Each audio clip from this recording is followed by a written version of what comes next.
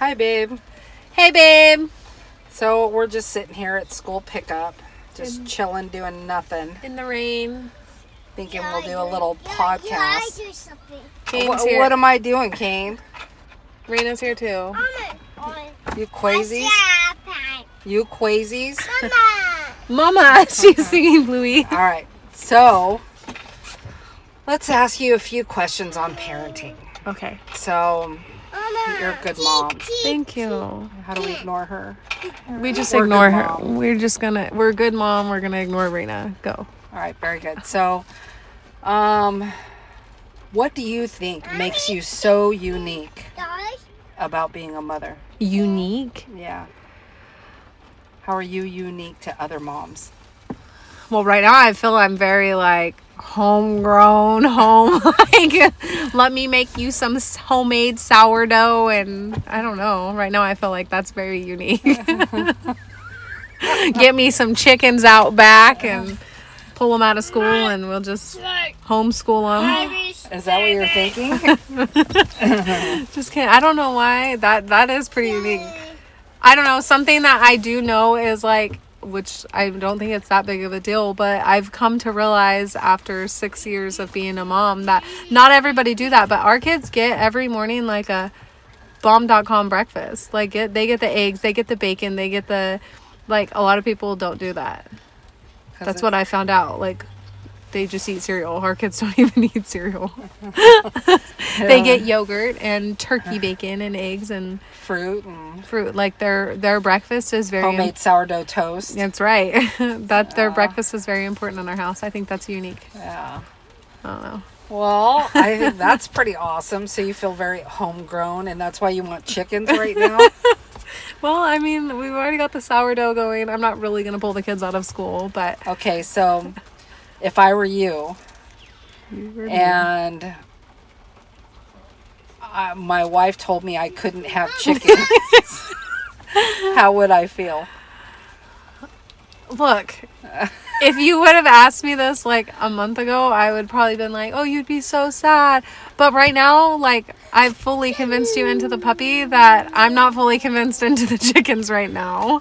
So I'd like to be homegrown. It's a lot of work. And so right now I'm spending so much time making sure the kids and the dogs aren't muddy. What about the chickens? Right. So...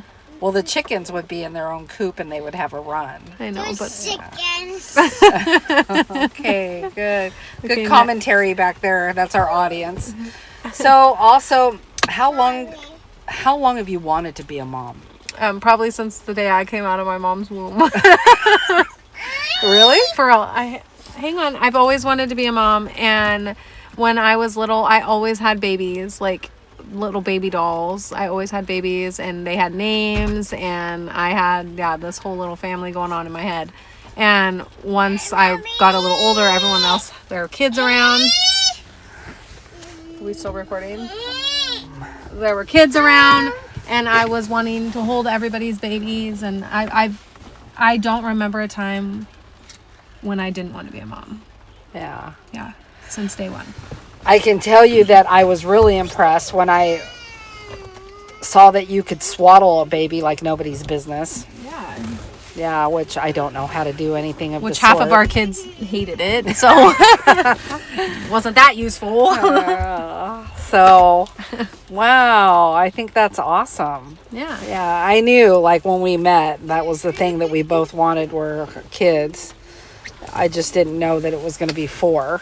Yeah. I didn't know either. That's a lot. It is a lot. Yeah. But we're good. We hit that max. Yeah. Do you know that today Grayson ran into the kitchen and was like, "Mommy, you have a baby in your belly?" And I was like, "What?" And he goes, "Kane said you have a baby in your belly." And I was like, "I do not have a baby in my belly." And Kane goes, "No, I was saying Raina used to be in your belly."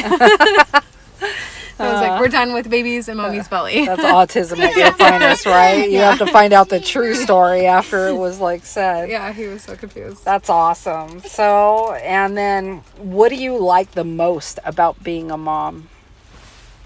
I like to be their safe place. I like that they're all different and we get to let them be Exactly who they are. Why are you laughing at me? That's jacked up. Why? Because I'm sitting here thinking right now, like we just had a thing, and I was like, when I punished, who was it that I punished? And you looked at me like I was out of control. You looked at me like I was this awful parent, and I'm like, come on, like how am I supposed to handle this? And you were like, I go, you're looking at me like I'm ridiculous and overreacting. I could see you wanting to be the safe one, because you always look at me. You always look at me like, wow, babe. Like you're Look, really going to discipline our kids that hard. Look, I saw this video. I saw this video on Facebook, and it was a mom and a dad. And the mom was like, me going to yell at my husband for yelling at our kids, although I yelled at them all day. That's it. You're working when you're gone. I swear, I'm yelling. I'm on them. You're home, you yell at them. Don't do that. Those poor babies. Oh my God. I don't know what that is. What kind of shit is that? That is But, crazy. okay, aside from punishment, I'm not talking about that. I'm talking about when our kids go to bed at night. We know that they feel so safe and secure. We watched a video about how kids are so loud because they feel like they're safe and they can be. We can't keep our kids quiet, so they're too safe. loud. Like it's crazy. Yeah.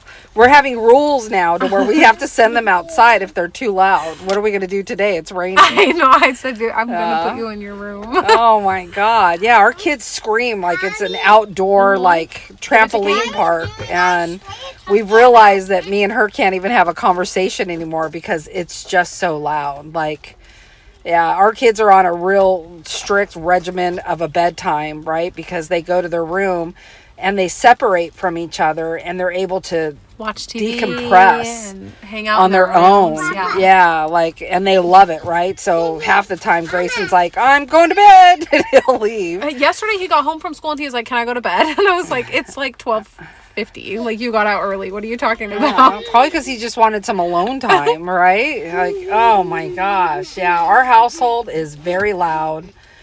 And, you know, it's like we have to watch ourselves because I get excitable and I want to go like, wow, and be a huge cheerleader. And I can't even do that anymore. I keep it really low toned because it just freaking gets all four of them going, and then pretty soon you can't even have a thought. I know, I'm having a problem right now because my favorite song is the Please Stay. But I can't. I want you, I need you, oh God. But I can't sing it loud because then our kids freak out and they're Raina's singing it.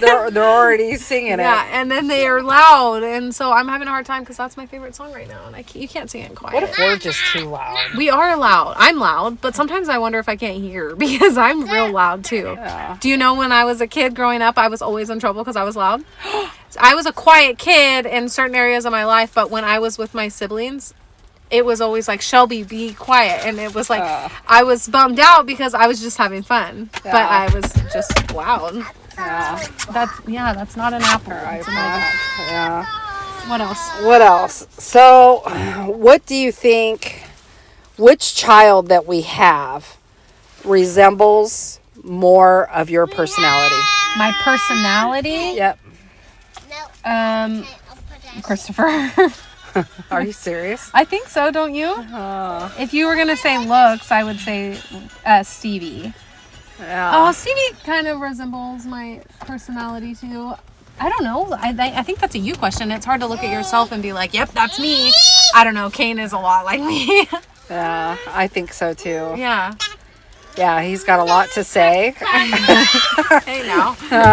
He has a lot to say, and he says it under his breath as he's walking away, and he just like freaking knocked you out. Yeah. Yep, that sounds like Kane. Here. That sounds like you.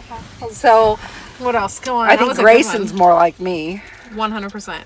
Yeah, Grayson's more like me. He watches everything I do. Stevie looks. That could be terrifying.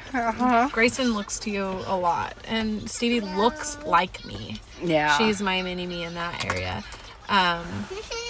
Don't drop those, Kane. You're dropping them. Jeez, it's all in my Oh car. my I just God. vacuumed my car. He just flung that up, and they all spilled out. All right, don't worry. She's got a chocolate bar.